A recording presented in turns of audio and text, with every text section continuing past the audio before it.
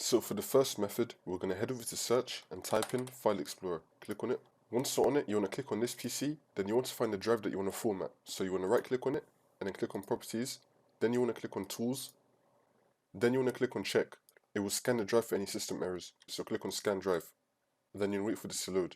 If it says that your drive was scanned successfully, then let's move on to the second method, but if not, then it'll fix it for you. For the next method, we're going to head over to search and type in Virus and Threat Protection. Click on it. Once we're on it, we're going to run a quick scan, so click on quick scan.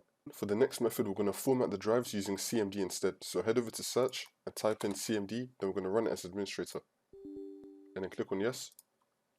Once we're on it, we're going to type in disk part and click on enter. Then we're going to type in list space disk and click on enter. All the commands will also be down below in the description. So now I've got 3 of my disks here, and the one I want to format is my USB drive, so you can filter it out by the size.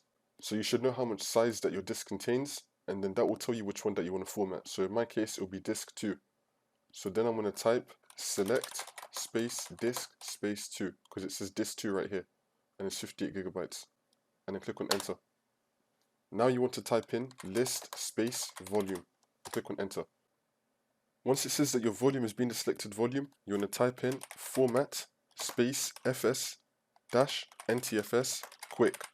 But if you want to make it into a fat volume, then change NTFS to fat, and then click on enter. I'm not going to do it because I don't need to format my disk, but then it will just format it for you, so that's how you do it.